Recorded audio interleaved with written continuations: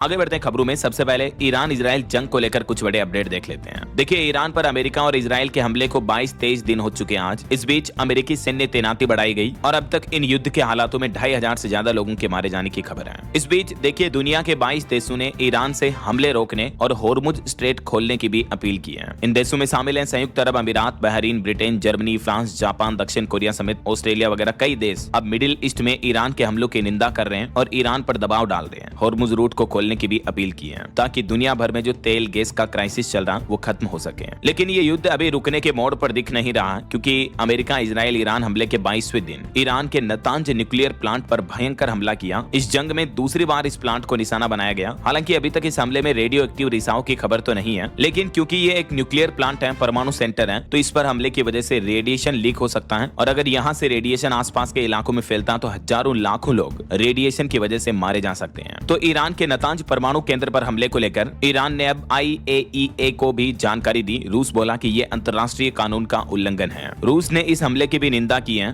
क्योंकि यह nuclear plant Iran का सबसे बड़ा परमाणु केंद्र है और यहीं पर यूरेनियम वगैरह स्टोर्ड है। इजराइल अमेरिका पहले भी इस परमाणु प्लांट पर हमला कर चुके हैं, लेकिन इस बार तो इस हमले की पुष्टि को लेकर भी इजराइल का कहना है कि हमें नहीं पता यह हमला किसने किया। देखिए जरा। हालांकि इन हमलों के बीच भारत के लिए एक अच्छी राहत भरी रिपोर्ट आ रही है कि ईरानी नेवी ने खुद एक LPG लदा भारतीय जहाज होर्मुज रूट से पार करवाया और दावा किया जा रहा है कि इस जहाज को हमले से बचाने के लिए ट्रैकिंग सिस्टम भी बंद किए गए। हालांकि अभी भी 22 जहाज फंसे हुए हैं। इस बीच देर रात इराक के एरबिल एयरपोर्ट के पास भी ड्रोन इंटरसेप्ट किए गए। हिजबुल्लाह के हमले में भी 2 इजरायली सैनिक घायल हो गए। G7 देशों का कहना है कि ऊर्जा सप्लाई सुरक्षित रखने को हम तैयार हैं। IAEA बोला कि डिमोना हमले के बाद रेडिएशन सामान्य है। ये अंतर्राष्ट्रीय परमाणु ऊर्जा एजेंसी है। इधर बहरीन में भी अमेरिकी ठिकानों पर ईरानी मिसाइलों का हमला देखने को मिला। देर रात बगदाद में भी अमेरिकी दूतावास पर ड्रोन हमला हुआ। एक्सपर्ट्स का कहना है कि अमेरिका अपने सहयोगी देशों पर भी दबाव बना रहा है। हमारे भारत के विदेश मंत्री डॉक्टर एस जयशंकर ने भी ईरानी विदेश मंत्री से फिर से फोन पर बातचीत की और इस बातचीत में दोनों नेताओं ने इलाके में चल रहे तनाव, युद्ध और उसके असर पर भी चर्चा की। और खबर है कि इधर ईरान ने भी जवाबी कार्रवाई करते हुए तेल अवीव पर भीषण मिसाइल हमला किया। 20 सेकंड में 18 मिसाइलें दागी हैं। और इन हमलों के बीच एक खबर आ रही कि लग्जरी प्रॉपर्टी वाले निवेशकों का पैसा भी फंसा हुआ है। अमेरिका ईरान युद्ध में झुलस रहे दुबई में विला और अपार्टमेंट की मांग घटी। 2 से 4 करोड़ तक की छूट मिल रही है, फिर भी खरीदार नहीं मिल रहे हैं,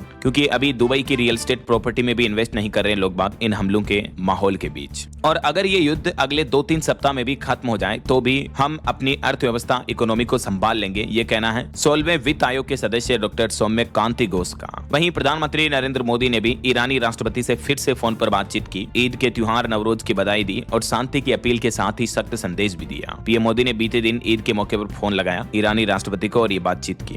और खबर है ईद के मौके पर ईरान के राष्ट्रपति पजेश्कियन ने भी एक बड़ा ऐलान किया। वो बोले कि हम मुस्लिम देशों से युद्ध नहीं चाहते, IA बनाकर बदलेंगे मिडिल ईस्ट का नक्शा। IA का मतलब है इस्लामिक असेंबली बनानी चाहिए, ये कहना है ईरानी राष्ट्रपति का। इधर ईरानी राष्ट्रपति पजेश्कियन ने यह भी कहा कि हम जंग रोकने के लिए तैयार हैं, लेकिन अमेरिका और इजराइल हमारी सिर्फ 3 शर्तें मान लें। देखिए, ईरान ने 3 मुख्य शर्तों में पहली शर्त तो ये रखी कि युद्ध में जो भी हमें नुकसान हुआ उसका मुआवजा दिया जाए। दूसरा, ईरान के वैध अधिकारों को अंतर्राष्ट्रीय स्तर पर स्वीकार किया जाए। तीसरा, भविष्य में किसी भी सैन्य हमले के खिलाफ हमें ठोस अंतर्राष्ट्रीय सुरक्षा की गारंटी दी जाए। ये ईरान की 3 प्रमुख मांगे हैं इस युद्ध को रोकने के लिए, खत्म करने के लिए। ऐसा तो ईरान जंग के चलते LPG संकट के बीच अब पेट्रोल डीजल भी महंगा हो चुका। हमारे देश के कई राज्यों में मैंने आपको कल ही लेटेस्ट रेट्स बताए थे। कई राज्यों में जो प्रीमियम पेट्रोल के दाम 2-2.5 रुपए प्रति लीटर तक बढ़ चुके हैं। उसके बाद लोगों में पैनिक भी देखने को मिला। बीते दिन पंजाब समेत कई राज्यों में रेट्स बढ़ने के बाद लोग बाग कैन, PP, ड्रम वगैरह डिब्बों में पेट्रोल पंपों से तेल भरवाने लगे।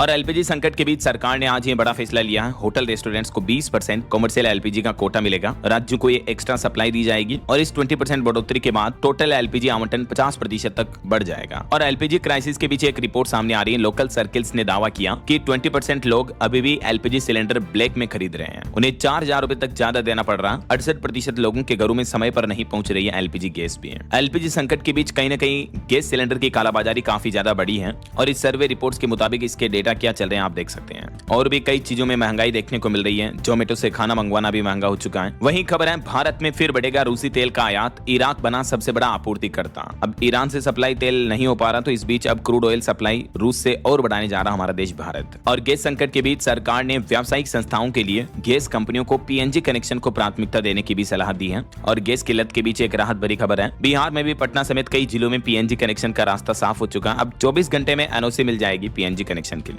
देखिए, LPG गैस सिलेंडर की किल्लत के बीच अब आज से ही राहत मिलेगी। राज्यों के लिए 50% 50% कर दिया एलपीजी कोटा और प्रवासी मजदूरों को 5 किलो का छोटा सिलेंडर भी दिया जाएगा। केंद्र की नरेंद्र मोदी सरकार की तरफ से यह बड़ा फैसला लिया गया है। वैसे राज्यों को आज 23 मार्च से ही 20% ज्यादा गैस मिलेगी, लेकिन इस 20% के बाद राज्यों को मिलने 50% तक पहुंच जाएगी ऐसा। और केंद्र सरकार ने यह भी कहा कि ढाबों होटलों को प्राथमिकता मिले, प्रवासी मजदूरों के लिए 5 किलो वाले छोटे सिलेंडर दिए जाए। इसको लेकर भारत सरकार के पेट्रोलियम और प्राकृतिक गैस मंत्रालय की तरफ से ये नोटिस भी जारी किया गया, आप देख सकते हैं। अच्छा, आपको एक सावधान करने वाली खबर भी बताता हूं। देखिए आप, अभी जो एलपीजी गैस सिलेंडर की किल्लत चल रही है, इस बीच इस बहाने मार्केट में साइबर ठगी का एक नया तरीका भी ढूंढ निकाला है ठगों ने। लोगों को मोबाइल पर व्हाट्सएप पर एपीके फाइल भेजी जा रही है। जैसे आप इस फाइल को डाउनलोड करते हो, आपके बैंक खाते से पैसे कट जाते हैं। यूपी मुरादाबाद में तो इस तरह का मामला भी देखने को मिला। एक व्यक्ति के साथ 35,000 रुपए की ठगी हो गई। क्योंकि लोगों में अभी पैनिक का माहौल है, तो साइबर ठगियां के मौके का फायदा उठाते हैं और इस तरह के मैसेज भेजते हैं कि इस ऐप से सिलेंडर बुक करो तो आपको जल्दी मिल जाएगा वगैरह वगैरह। तो लोगों को पता नहीं चलता और अनऑफिशियल एप्स पर फिर आप पेमेंट करते हो तो इससे आपके बैंक खाते से पैसे भी कट जाते हैं। समझ रहे हो? ये पूरे घटना मामला आप देख सकते हैं। तो कभी भी कोई भी एपीके फाइल अननोन ऐप अपने फोन में डाउनलोड ना करें। अगर आप सिलेंडर ऑनलाइन बुक भी करते हो तो ऑफिशियल ऐप से ही बुक करें। ओके, और चलिए आगे बढ़ते हैं अपन खबरों में।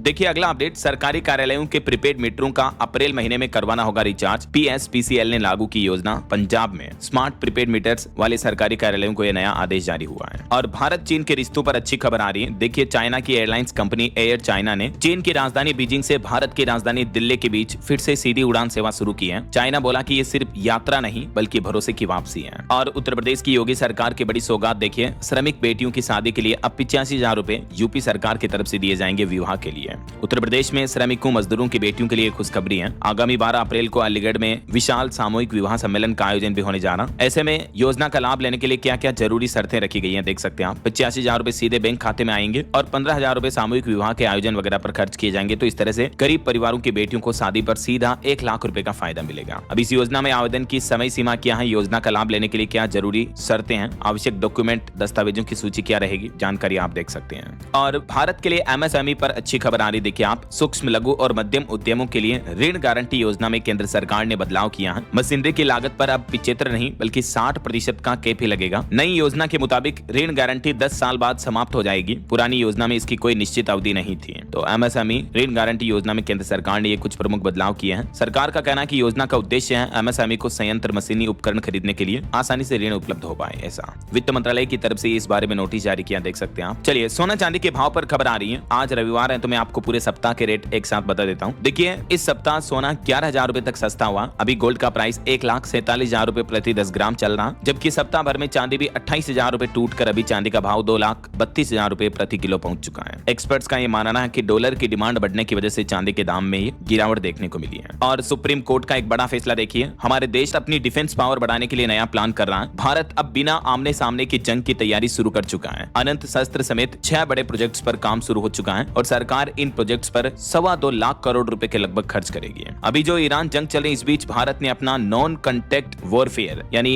दुश्मन की सेना के बिना आमने सामने आए भी लड़ी जाने वाली लड़ाई के लिए खुद को तैयार करना शुरू कर दिया है। सरकार अपनी सैन्य शक्ति को भविष्य की जरूरतों के मुताबिक ढालने के लिए सबसे बेहतर रक्षा तकनीकों पर तेजी से काम कर रही है और इसके लिए भारत ने 5th 6th generation fighter jets के डिजाइन पर भी काम शुरू कर दिया। चलिए अगली खबर देखिए, युद्ध के हालातों के बीच भारतीय रुपये की वैल्यू में बड़ी गिरावट देखने को मिली है। अंतर बैंकिंग मुद्रा बाजार में रुपया 93.69 प्रति डॉलर के पार पहुंच चुका है। और भारतीय यूपीआई पर अच्छी खबर आ रही है। विदेश में यूपीआई का विस्तार हुआ। भारत और भूटान के बीच जल्द ही शुरू होगी क्रॉस बॉर्डर मनी ट्रांसफर सेवा। वहीं खबर देखिए, नवरात्रि के मौके पर जम्मू माता वैष्णो देवी मंदिर में श्रद्धालुओं की भारी भीड़ के चलते प्रशासन ने कुछ समय के लिए तीर्थ यात्रा को स्थगित कर दिया है। बीते दिन एक ही दिन में 39,000 से ज्यादा श्रद्धालु पहुंचे हैं। अब आज रविवार सुबह 4 बजे से वापस नए पंजीकरण शुरू होंगे। ऐसा और अब प्रदूषण कम करने पर भी होगी कमाई। भारत में शुरू होने जा रहा कार्बन ट्रेडिंग का बाजार। जी हाँ, भारत अगले 4 महीनों के अंदर अंदर अपना घरेलू कार्बन मार्केट शुरू करने के लिए पूरी तरह से तैयार है। इसको लेकर खुद केंद्रीय ऊर्जा मंत्री मनोहर लाल ने भारत इलेक्ट्रिसिटी समिट 2026 में भी घोषणा की है कि यह बाजार उत्सर्जन कम करने के लिए एक आर्थिक ढांचे के रूप में काम करेगा।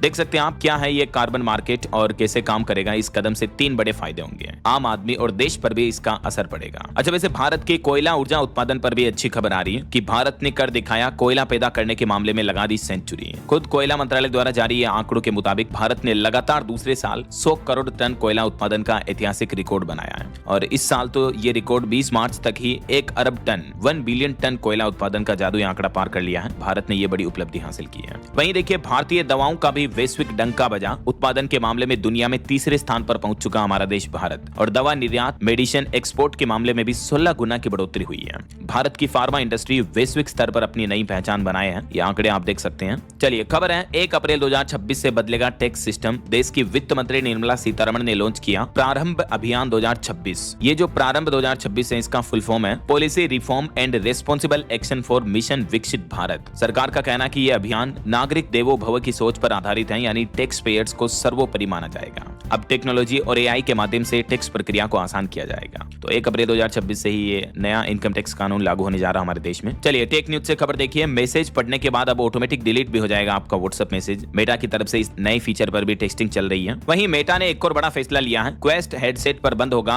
होरिजन वर्ड्स, अब सिर्फ मोबाइल पर ही चले गए हैं। 15 जून से इसको डेस्कटॉप वर्जन के लिए बंद कर दिया जाएगा। और अब आपको सिर्फ 5 सेकंड में मदद मिलेगी। फेसबुक और इंस्टाग्राम के लिए भी मेटा ने एक खास एआई असिस्टेंट रोल आउट किया है। ये आपको सोशल मीडिया अकाउंट से जुड़ी कई तरह की समस्याओं के लिए 24 आवर्स मदद देगा और 5 सेकंड से भी कम समय में ये एआई चैटबॉट आपको रिस्पॉन्स कर देगा। ऐसा वहीं गूगल लैब्स ने भी कमाल कर दिखाया। बिना कोडिंग के अब आप मोबाइल ऐप बना पाएंगे, बिना इंस्ट्रूमेंट्स के म्यूजिक कंपोज कर पाएंगे। गूगल लैब्स ने कई तरह के इनोवेटिव एआई टूल्स लॉन्च किए हैं, जैसे प्रोड्यूसर एआई की मदद से आप म्यूजिक बना सकते हैं। गूगल फ्लो बिना कैमरे के सिनेमैटिक सीन बनाने के लिए, एआई वीडियो जनरेट करने के लिए यूज कर सकते हैं आप। टॉकिंग टूवर्ड्स इंडिया एआई की मदद से घर बैठे ही भारत की ऐतिहासिक जगहों की शेयर कर सकते हैं गूगल स्ट्रीट व्यू, और यहाँ एक एआई गाइड का मिला जुला रूप आपको मिलता है। इसी तरह से Firebase studio, little language session, moving script समेत गूगल ने कई नए एआई टूल्स लॉन्च किए हैं, जिनको आप गूगल लैब्स में जाकर एक्सप्लोर कर सकते हैं। और एंड्रॉइड यूजर्स के लिए भी अच्छी खबर है, व्हाट्सएप की तरह अब गूगल मैसेज पर भी भेज सकेंगे अपनी लाइव लोकेशन वगैरह। ये नया अपडेट मिलेगा आपको। तो ये तो कुछ टेक न्यूज रही, और चलिए आगे बढ़ते हैं। बांदा की एक घटना देखिए। खेत में अपनी फसल देखने गए किसान की बिजली गिरने से मौत हो गई। फसल से अपना कर्ज चुकाने की उम्मीद थी, लेकिन ईश्वर को कुछ और ही मंजूर था, किसान मारा गया। देखिए आप, बड़ी ही दुखद घटना।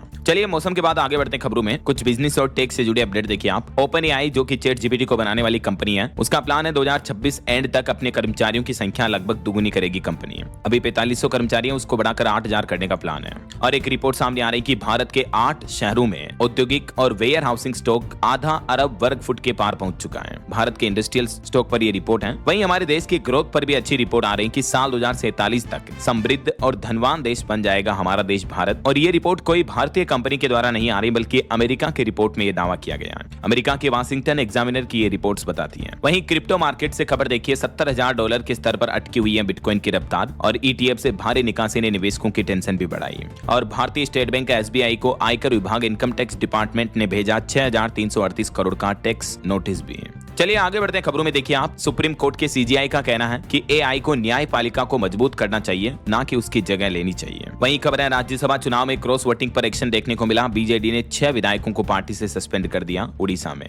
और जेके सीमेंट ने निम्बाहेड़ा में शुरू किया प्रोजेक्ट स्पर्श, जिसके तहत महिलाओं को मिलेगी मासिक धर्म स्वच्छता की ट्रेनिंग। और कुछ बड़े हादसों और दुर्घटनाओं से जुड़ी खबरें देखिए दोस्तों। दक्षिण कोरिया में कार पार्ट्स फैक्ट्री में आग लगने से 10 कर्मचारी जिंदा जल गए, 59 लोग घायल हो गए। डेजान शहर की यह घटना है। और कोलकाता के आरजीकर मेडिकल अस्पताल की लिफ्ट में फंसकर एक 40 वर्षीय व्यक्ति की मौत हो गई। वहीं यूपी मथुरा में कोहराम समझ गया। बीते दिन ईद के मौके पर फरसा वाले बाबा की हत्या से पूरा ब्रज भड़क गया। गोरक्षकों ने ईद पर दिल्ली आगरा हाईवे भी जाम किया। मथुरा में ये साधु की मौत पर हंगामा देखने को मिला। कई जगहों पर पथराव हुआ, पुलिस की गाड़ियां तोड़ी। आरोप है कि गो तस्करों ने ट्रक से उनको कुचला। एक ट्रक ड्राइवर की भी मौत हो गई। मथुरा के साधु चंद्रशेखर सिंह, इन्हें फरसा वाले बाबा के नाम से भी जाना जाता था, तो इनकी दुर्घटना के बाद ये विरोध प्रदर्शन देखने को मिला है। चलिए अगली खबर देखिए। प्रधानमंत्री नरेंद्र मोदी से बातचीत के दौरान ईरानी राष्ट्रपति ने युद्ध रोकने के लिए एक शर्त रखी। उन्होंने कहा कि अमेरिका और इजराइल अगर तुरंत अपनी आक्रामकता रोके तो हम भी फिर इस संघर्ष युद्ध को विराम देने का प्लान करेंगे। ऐसा वहीं देखिए, अमेरिकी संसद में उठी आवाज। 1971 में बांग्लादेश में हुए अत्याचार को नरसंहार के रूप में मान्यता देने की मांग की गई। और बड़ी खबर देखिए, 60 सालों में पहली बार ऐसा हुआ कि अल अक्सा मस्जिद ईद के मौके पर बंद रही है। ईरान में बाजार सूने पड़े हैं। यूएई, कतर और कुवैत समेत कई मुस्लिम देशों में खुले मैदान में नमाज पढ़ने पर भी रोक लगाई गई। इस बार दुनिया भर में जब ईद मनाई जा रही थी, तब मिडिल ईस्ट तनाव के चलते हैं ईद के त्योहार के मौके पर कई पाबंदियां देखने को मिली। और पिछले 60 सालों में पहली बार ऐसा हुआ कि इजराइल के यरूशलेम में इस मस्जिद को भी नमाज के लिए बंद रखा गया, जबकि यह मस्जिद मुसलमानों के लिए मक्का मदीना के बाद तीसरा सबसे पवित्र स्थल है। जैसे